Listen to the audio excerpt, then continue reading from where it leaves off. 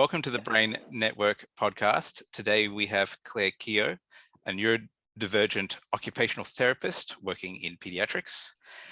She has Agenesis of the Corpus Callosum, Autism, and Dandy-Walker syndrome. I want to first ask you, Clare, what an occupational therapist does and what can they do particularly for neurodiverse people and disabled people?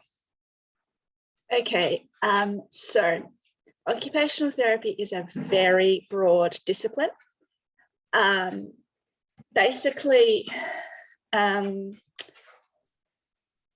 so in a very short nutshell, we help people do the things they need and want to be able to do, and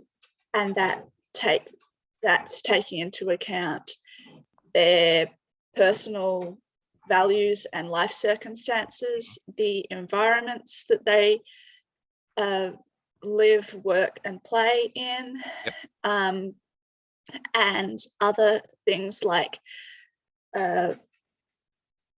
what stage of the lifespan they are, so whether they're a child or adult or older adult. And yes, I think that about covers it. So you work in paediatrics, so what kind of things are you doing for children? So I'll just say again that paediatrics is again a broad discipline within occupational therapy, because it's everything that could be possible within occupational therapy, but within the lifespan stage of of childhood.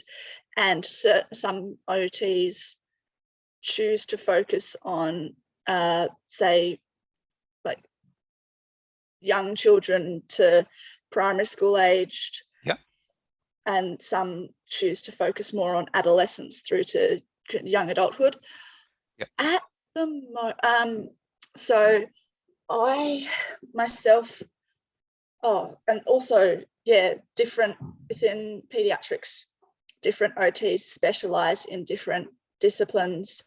Like you might have someone who specializes particularly in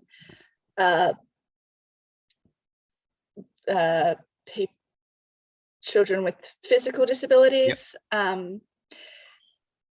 or something like that. I tend to so far focus mostly on neurodivergent children. Partly I think because I'm neurodivergent myself, so it makes a bit more sense in some ways.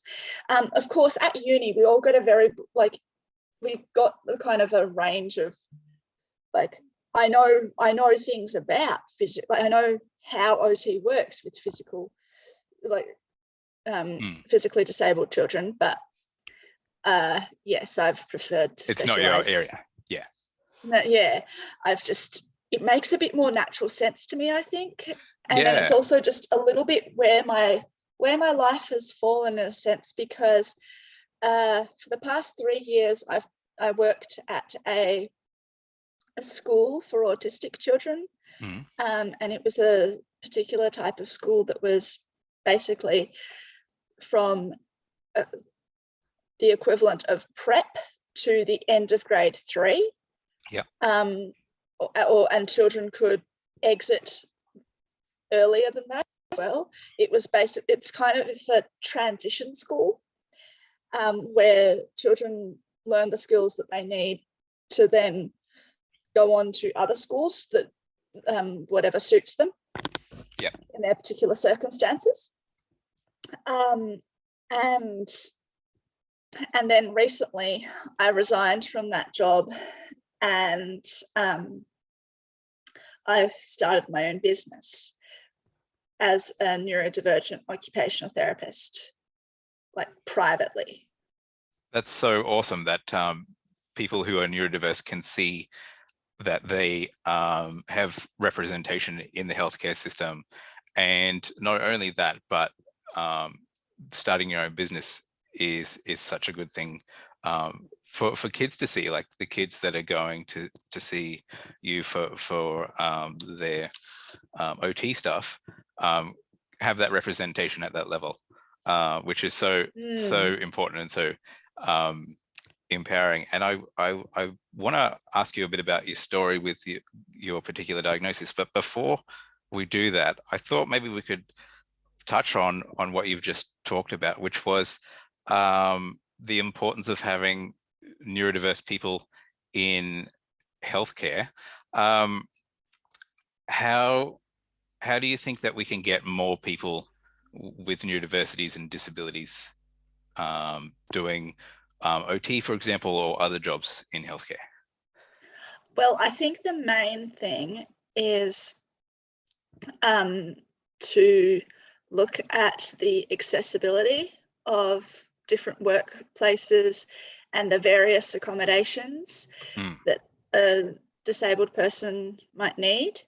And that goes beyond the physical. Like, I think in society these days is like, it is still physical disabilities and so on. Access needs are still being fought for, but they are present in the collective consciousness, I think, a bit easier. So someone might understand that like just a general layperson might understand that a wheelchair user needs a ramp, for example, to enter a building. And again, like, that's still being fought for in a lot of cases. But that same layperson understanding that about the wheelchair user may not necessarily understand that, well, for me, for example, I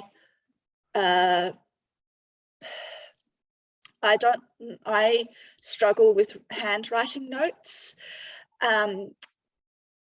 because, and I need, basically, one of my accommodations at uni was to type everything, including exams.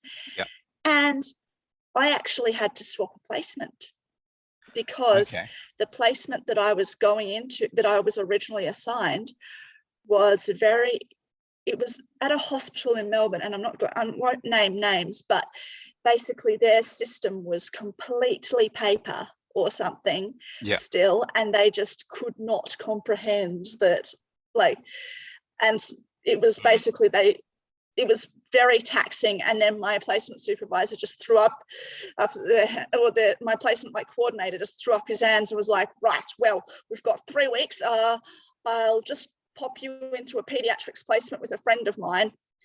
And I'm glad, because that's where I found out about school-based occupational therapy. And that's kind of how it was a stepping stone to getting my job at a different school, just familiarizing myself with those things and stuff. So in the long run, it worked out, but it was yes, a bit confronting at the time to think that, they couldn't. So I think, so basically, to sum up, the answer to your question is, to think about access needs, both physical and otherwise. Like, well, because when you think about it, handwriting is also a physical thing, but it's just not exactly. I think people have a limited understanding of what access needs look like when it's actually an ever-changing, flexible, very highly individualized set of things. Like, there's no one set of requirements. And also people can have conflicting access needs. But there has to be some version. Another example I can think of is when I was first looking for work, I did not have my driver's license. I only got it earlier this year. And that's a story in itself. And that meant that I was instantly shut out of, I would say, at least half of the possible jobs, if not more of the possible jobs that I could have applied for. which is completely ridiculous in this day and age of ride sharing and all of that. Like, why is a driver's license still a prerequisite for so many things? Absolutely. Especially city-based jobs. Like, I can kind of understand it if you were working in a rural or remote area where, you know, those services aren't as accessible. But seriously, there was a place in Melbourne, like there's places in Melbourne that, if you're a private clinic, the main requirement is having a license. And it's ridiculous. Because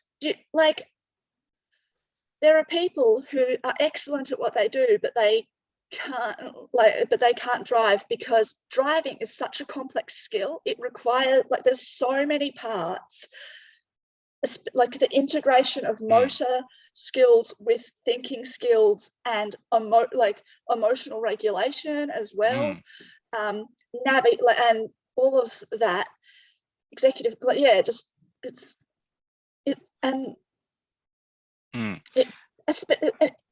even like jobs at the hospitals or something, even I think are still like, you still need driver's license in case you need to take a client out somewhere or something. And it's like, my job is in a central location. Surely there can be workarounds. No. And so basically, in the end, the only jobs available to me were school-based ones, pretty much. School-based jobs is one of the few like OT-related jobs that they don't, because the only time you might need to drive a car is if you're helping with a school camp or something, and that's, you know, rare. So they don't care, which, yes, grateful, because otherwise I could seriously have been completely locked out of the profession. Yeah, absolutely. And it's such an important point that you make. Skills that aren't needed for the job lock out people that could do the job if we were a little bit different and more flexible in our thinking about how the environment works. And we have these ridiculous cultures around work, like the need for a license in so many situations where you don't need to drive to do the job, which, like you say, cuts so many people out. I mean, the thing is, there are parts of OT where you might need to drive somewhere, but as I said earlier, in this day of ride sharing, and like, you know, there's so many different ride sharing options. Absolutely. I really think, and I hope in the next 5 years, it begins to be recognised that it's less about the license and more about the ability to get from A to B. So, you know, because whether I like, there were times where working at the school or whatever, and because I still had to started off getting public transport, and then that became too much. So my partner supervised me back and forth driving, which is very good of him. But there were times when, you know, that wasn't possible, and I just got a ride share there. Like, I got the service Sheba, and so I think, why can't that be possible? You know, just having some sort of service where you can ride share service that is, you know, it's supposed absolutely. to be flexible and on demand. There's such a need for that in particular in Australia, and so many other accommodations that you talked about, that we could allow such more diversity in the workplace, and then that impacts our patient care. When patients see that diversity, they can relate to us differently and get better health outcomes ultimately. Can you tell me a little about your story, like getting diagnosed with agenesis of the corpus callosum and autism and Dandy-Walker syndrome, and that sort of Okay, so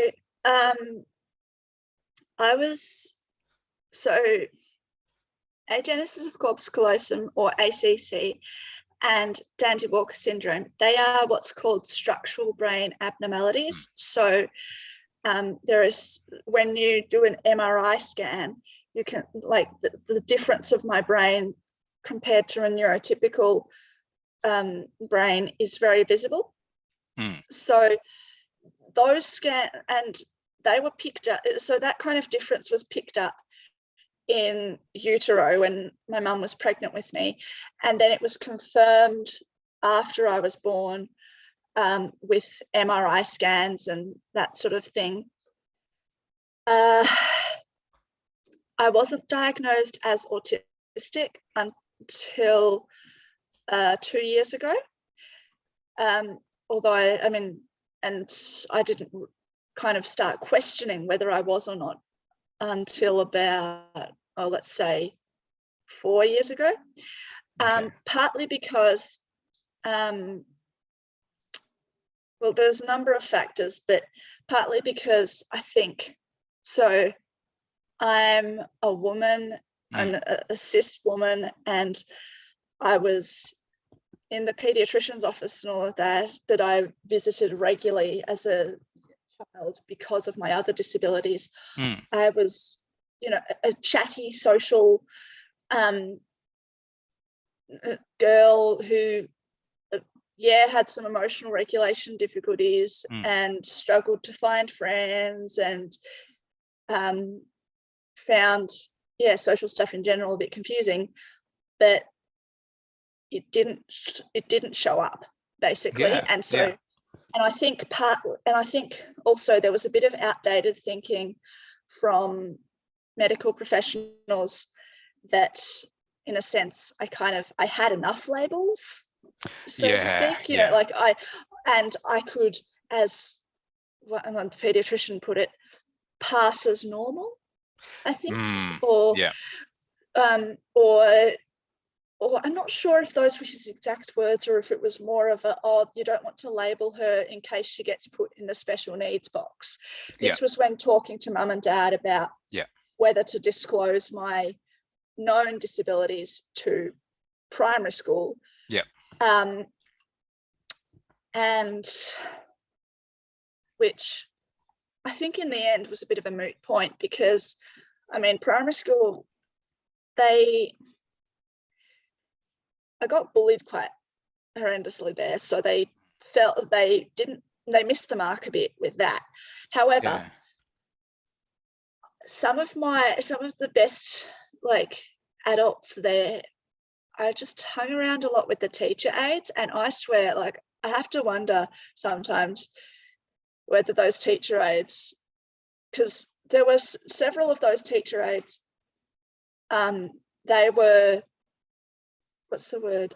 Their main role was assisting diagnosed students.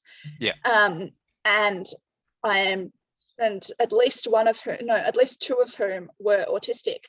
And so, you know, I would not be surprised if they kind of, but who knows? But it was basically a case of medical advice, and the thinking of the time kind of led my parents to just kind of minimize things a bit, certain things, or to not see things that, well, as a professional, looking back on my childhood now, I'm like, like I could. But then again, the thing is that looking back on my childhood, I know what my inner world was like. Sometimes being able to translate that inner world, and so outwardly, you know, I struggled. There were bullies and social struggles and all of that stuff, but it wasn't really.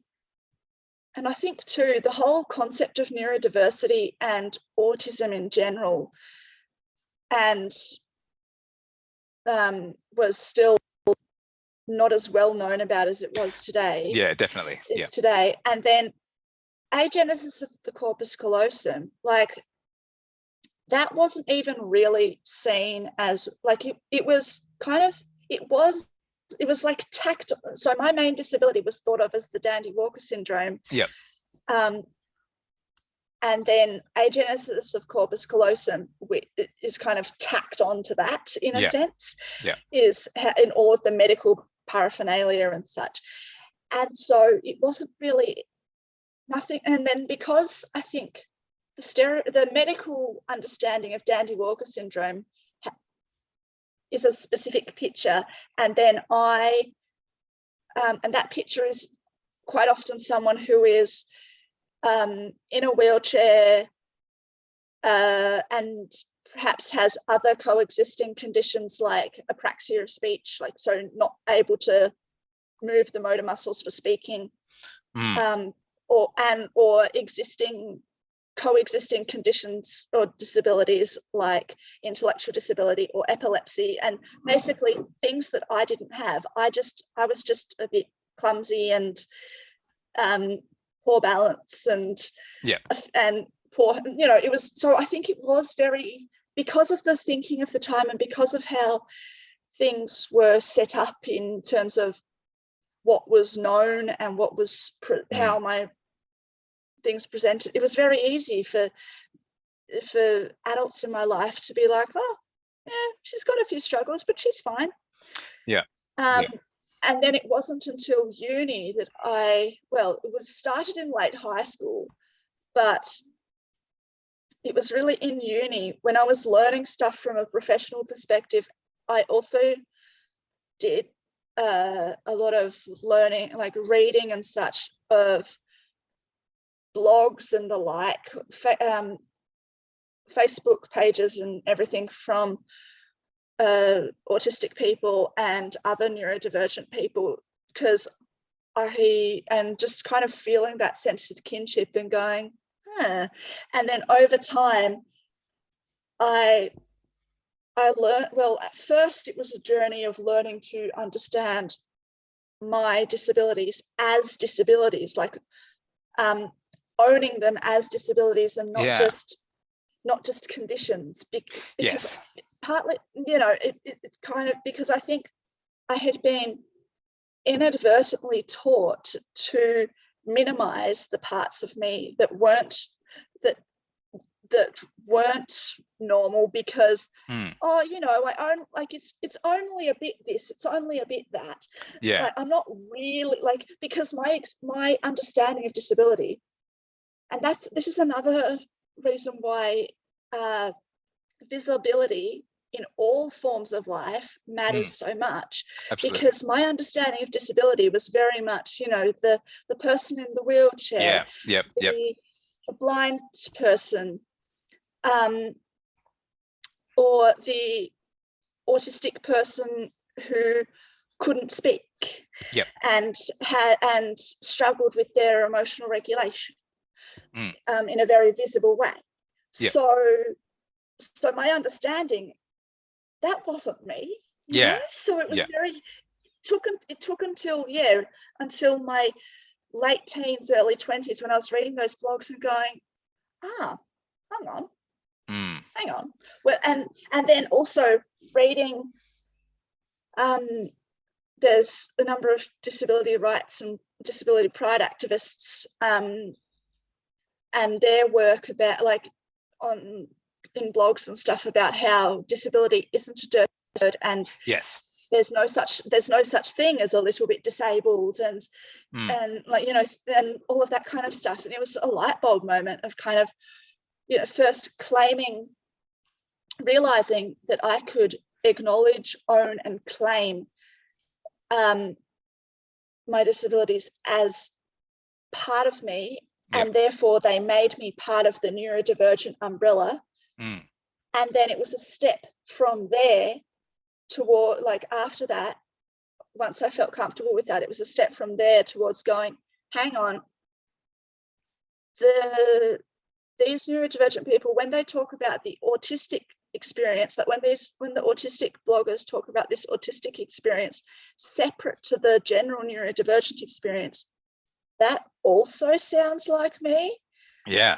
Maybe there's something in it, and so it was, and then eventually at first I wasn't sure if I wanted an official diagnosis,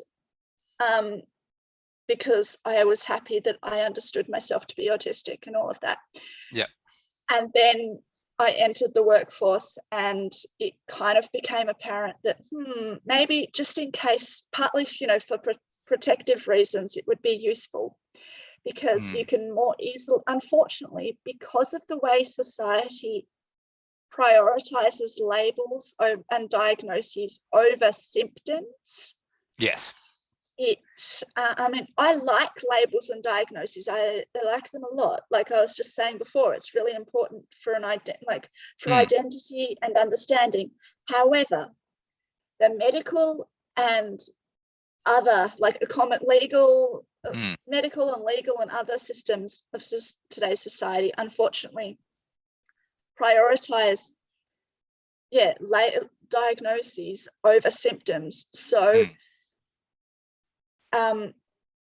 it's the same. So take, for example, stimulant medication, ADHD medication, is kind of known as ADHD medication, because in order to access it, you often need an ADHD diagnosis. So despite the fact that, say, ACC, there are parts of ACC that overlap, have that similar thing. I've been told, that's the thing I've been told recently, true. That if I want to trial medication to help with my noted, in my in paper, medical paperwork and stuff, it's noted that I have task initiation difficulties, or task switching and such, so executive dysfunction. If I want, and I've been told by my GP that if I want to seek out medication to help with that, then I have to get an ADHD diagnosis. And that's crazy. I don't mind getting, but it does seem a bit silly. But I've already got this perfectly valid diagnosis, right? Absolutely. And the flip side of that is doctors that want to play ball could give you that diagnosis if you don't, and other people, if they don't meet that criteria, just so that they can work the system. And then we have inaccurate understanding of how many people in communities have those diagnoses because we're abusing that label system. Well, however, maybe, but I would have to say though, Michael, that I feel like the amount of abusing the system in that way is very slim. I feel like there is an underdiagnosis of things more than there's an overdiagnosis. I think we have to be very careful and very clear about that, because unfortunately, one of the interesting things about I think the more and more people having access to the new understanding about themselves and about neurodiversity, and then coming to the realization that, oh, I'm neurodivergent or whatever, that's where that is the only reason why certain diagnoses, rates of diagnoses are increasing. People are apparently rapidly open about it. And so but the thing is, the media don't like to focus on the fact that, oh, if we recognized that autism in girls and or autism in different communities can look different, for example, or and autism isn't just the stereotype of a non-speaking person who has visible challenges, and it is everyone, as it can be anyone. If that was more recognized, than earlier, then those rates would have climbed earlier. Yeah, absolutely. It's that absolutely. kind of thing.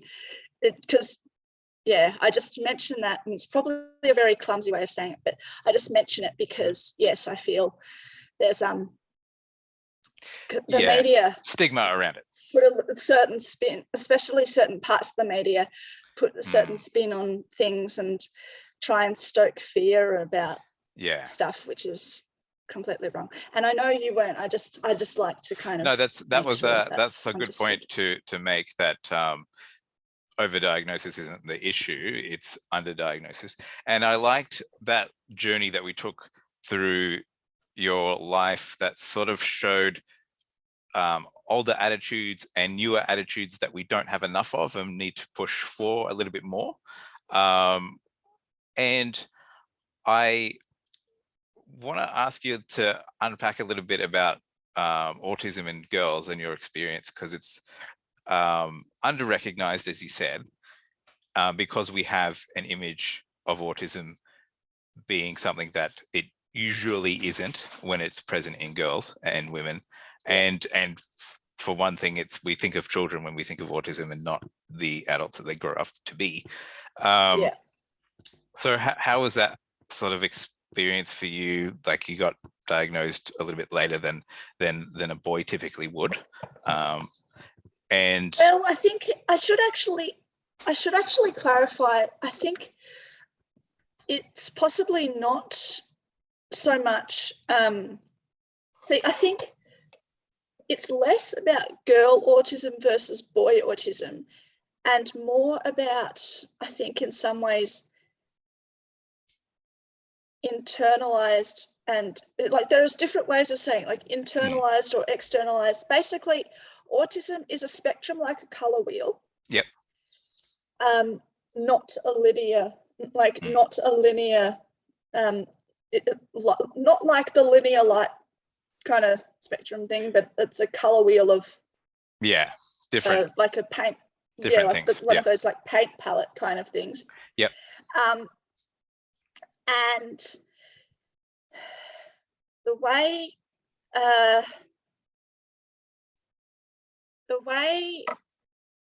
people who are assigned female at birth, the way those people are socialized in today's society is often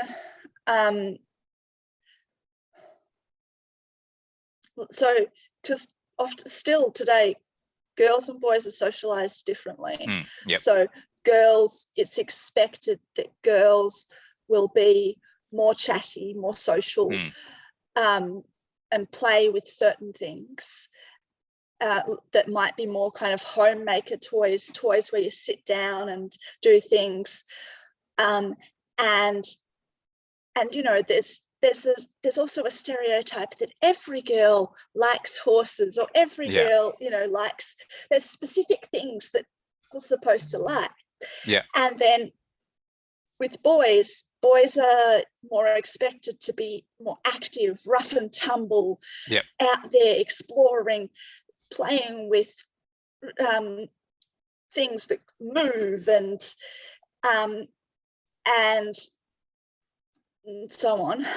And so what you find sometimes is the girls and the people in general who are getting missed, they might be, because they might be, so they might have struggled less with the obvious parts of language development. So the speaking and the list, like the kind of the understanding, they might have hidden struggles with certain what's called pragmatic skills. So the kind of the ability to understand the social nuances of communication and to be able to, and certain skills like asking for help, or there's those kind of, it's so more hidden kind of skills that are like, yeah. And then girls or others, like people who don't fit the autism stereotype may, they, like their special interests, or I like to call them, or autistic passions, they might be about things that people might consider more normal, say horses, like I mentioned earlier, it might be, a keen interest in horses. For several years, I basically read any horse book that I could get my hands on. And I used to pretend a lot of the time, like I didn't have an imaginary person friend, I had an imaginary horse. Yeah. I knew all of the different, and even to, like, I can even today kind of still kind of give you certain facts about like what makes a palomino versus a bay, like in terms of horse colors, and and that kind of, or sometimes, and that kind of thing, but it's like it wasn't seen as an unusual interest. Exactly. No, definitely. Like it's the kind of the little hidden things. And so I would also say that, so the school that I worked at, you see, saw both, like there were both boys and girls in the classrooms. I mean, there was a slightly higher proportion of boys to girls. I think partly still because of I think because girls still, even today, get missed. And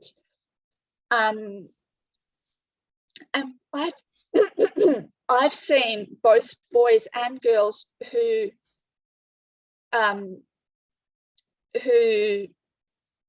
have the characteristics I mentioned, who, like, I knew worked with at one point what's called a hyperlexic boy, so he knew his numbers and letters and stuff. Like he could talk and read and write apparently quite well and such, but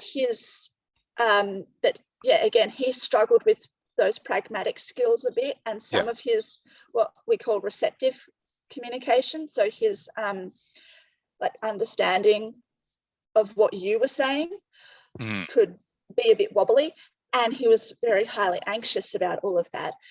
I've also worked with a girl who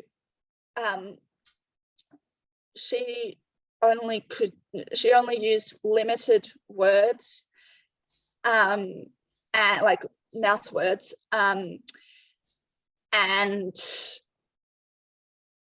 so it doesn't, I think one of the biggest stereotypes is about language, and because girls are chatty, seem to be chatty, so girls who have that expressive ability, it's sure they might be a little bit, like they might find fast-paced group conversations a bit confusing, or they might find like the back and forth of like the actual friendship business of kind of the nuances of friendship difficult. But and the other things is because it's also apparent, because the stereotype of autism being a boy who presents a certain way, part of the stereotype is that it's a white boy. So that's another thing you find that is a barrier, that children, whatever their gender, who are children of colour, can be diagnosed later than white children, and Oh, that was the other thing, because the other thing too is because what autism looks like, say that in quotes, because it's a bit like that whole idea is silly anyway, but it varies across cultural contexts. Yeah. And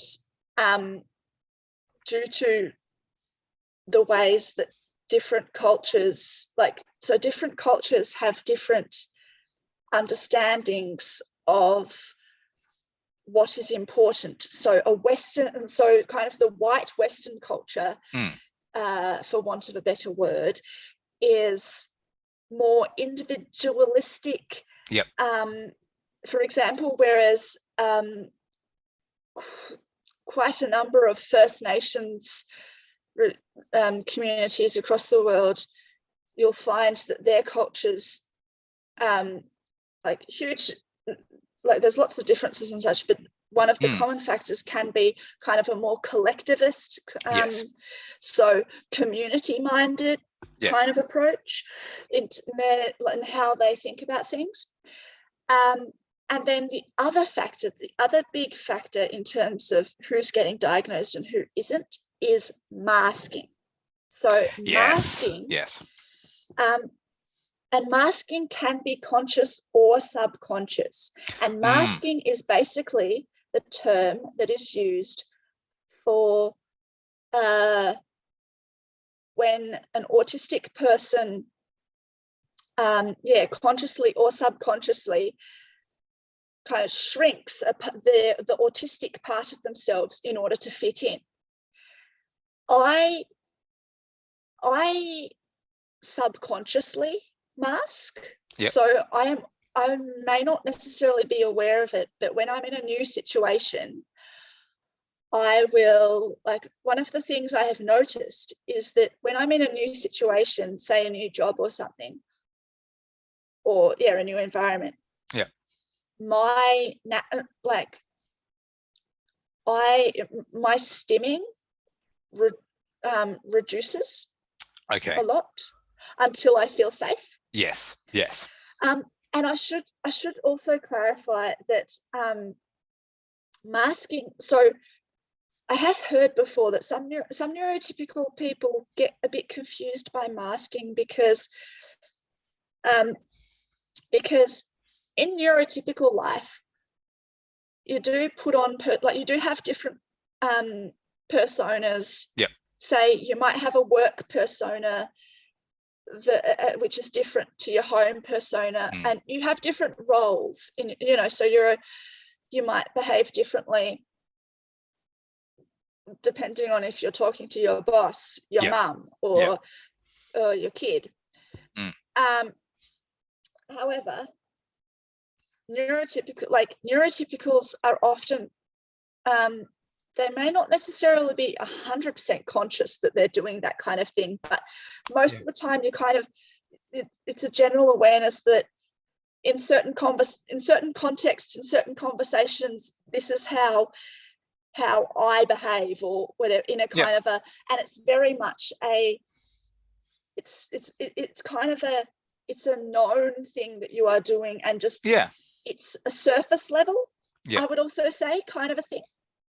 Autistics, not so much. Like I said, it can be subconscious as well. It can be subconscious for autistics. It can be conscious in the way that I've heard several women, late diagnosed women, who've said that they masked in as early as primary school by figuring out they didn't have friends and kind of just looking at the popular girls and just basically memorizing and repeating, copying the stuff that they did, the popular girls did, just to try and fit in and be less weird and to try and manage that social pressure and social isolation.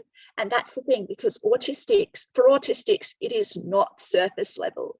It can be it can literally get to a point where you don't realize you're doing it, and then you suddenly wake up and you go, who am I? And it's also suppressing. It suppresses, like I said before, when I'm in what my brain thinks of as an unsafe place because it's new, I will not stim, but I stim to regulate. So yes. When I cannot access, when my brain is refusing to let me access my stimming and other kind of things, it is actually filling my stress bucket more. And then, which is why autistic people who have masked their whole lives, it can be actually quite mentally damaging in a kind of a like, or in a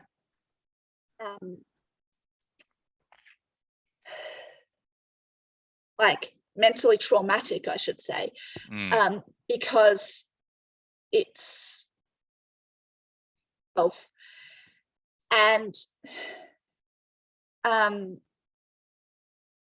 it's also why mental illness, everything from anxiety and depression through to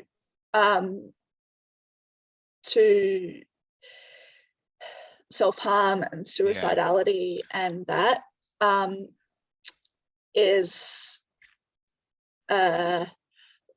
is a common comorbidity for autistic people, and something we have to be aware of, because living in a neurotypical society as neurodivergent people can be really tough. Absolutely. And part of that toughness is, if you don't know who you are, then and you don't know how you're naturally supposed to be, then it can be really, then you're deprived of your natural coping abilities, especially because I think more and more, so much of masking is down to whether it's us noticing ourselves that we're different from the crowd, and the expectation is to fit in, so we need to figure out how, or whether it's well-meaning or otherwise, adults and others around us bullying us and reshaping us into, and not just adults, peers, but adults, even as like some of my most traumatic stuff. I mean, the bullying that was by peers, but adults, a lot of adults mean well, but they do not realize that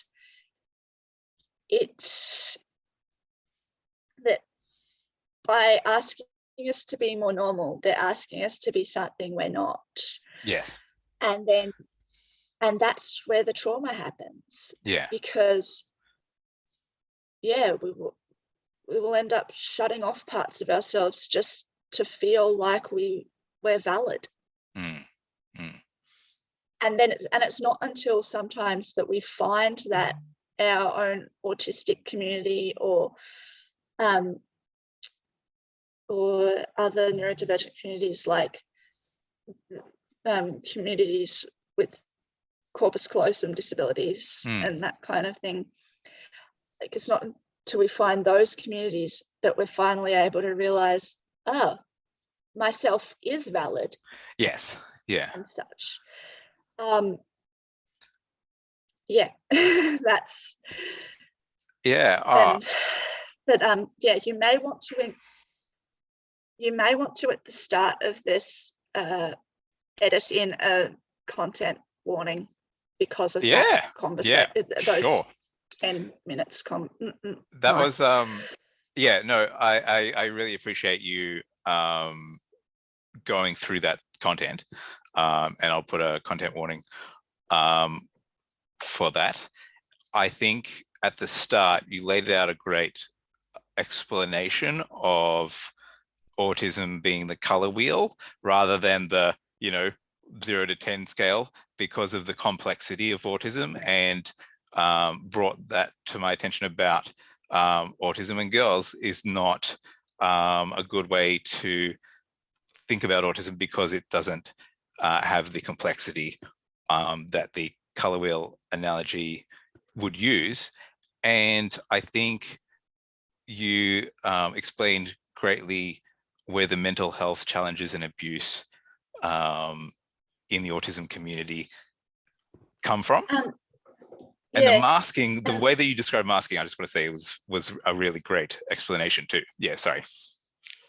Yeah, I was just, what you just said just made me think too, because one of the reasons that I am so passionate about kids and like neurodivergent kids is in some ways, I see my role as, because at the moment in particular, or the past, like I said, my previous job was working at a school with rather young children.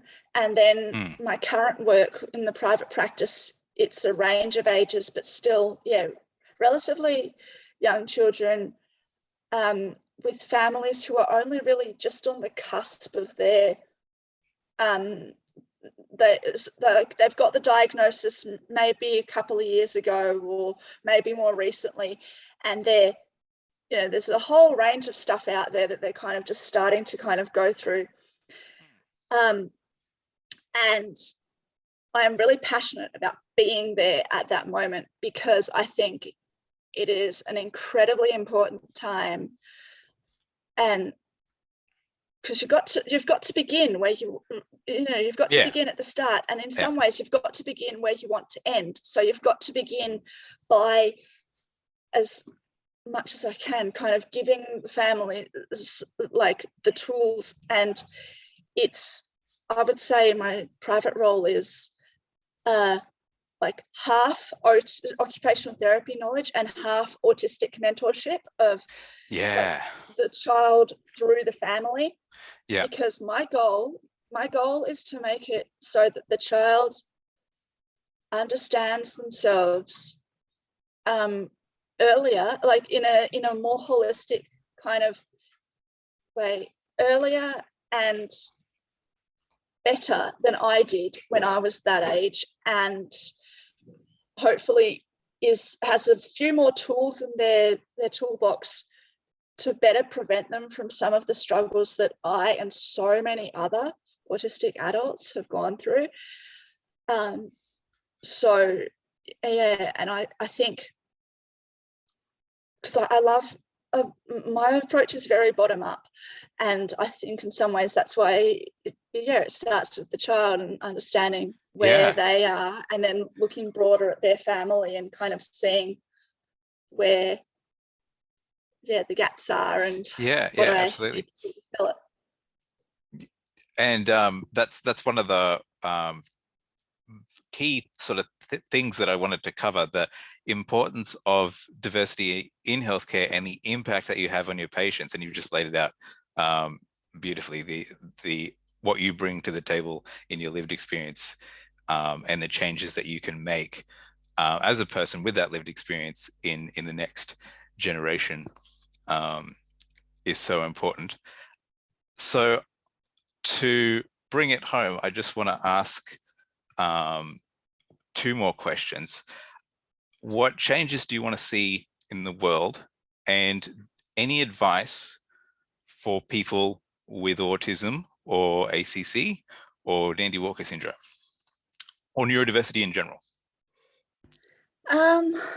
Changes. Well, that's a big one, because there's a whole, like, I'm a big dreamer, so changes, but I think for a start, it would be really a deeper, I think that my top three would be a little bit what I touched on earlier about a deeper understanding of accessibility and disability. And that, all of what I said earlier about that. And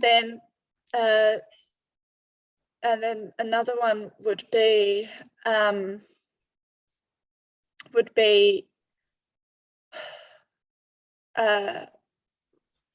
racial justice, because I think there is so much, the more I learn about certain things, the more I understand that a lot of, like, so much of the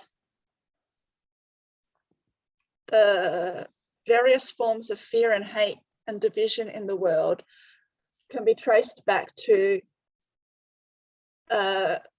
white supremacy and the white person's idea that they are, that started ages ago, of being more superior to others. And it's something that I, as a white woman, am regularly, constantly having to remind myself to examine that and do the work.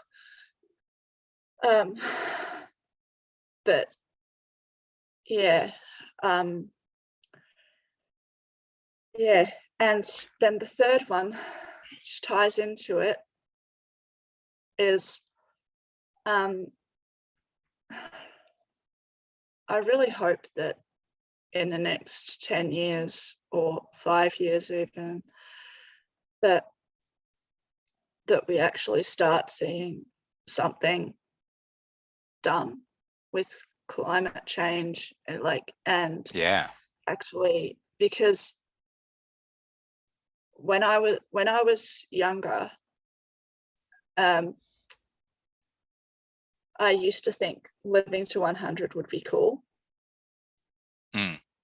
And a part of me still thinks it would, but the other part is scared, because I have no clue what the world will look like by the time I'm 50, which is, a quarter of a century or so away. So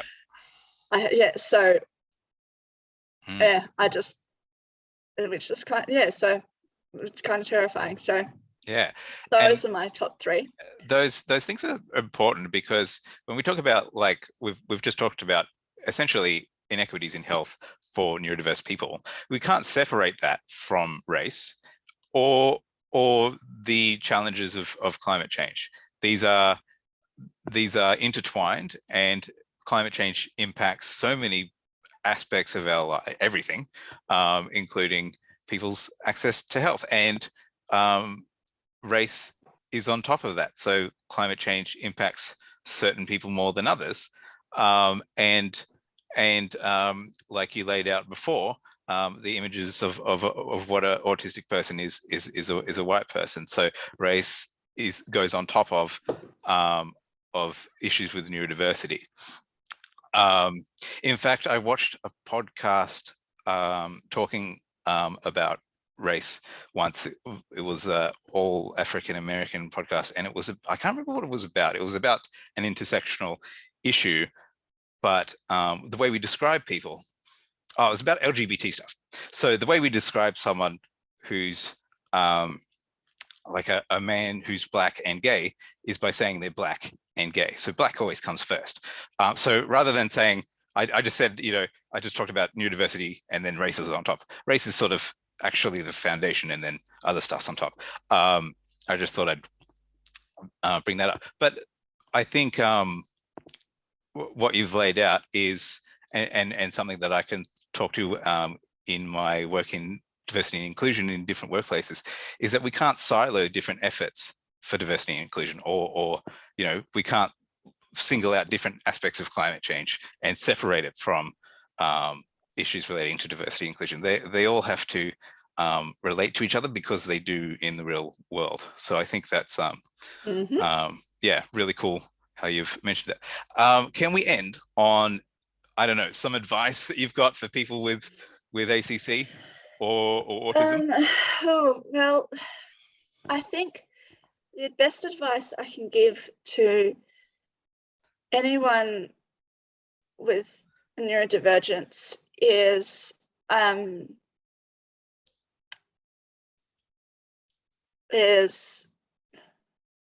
that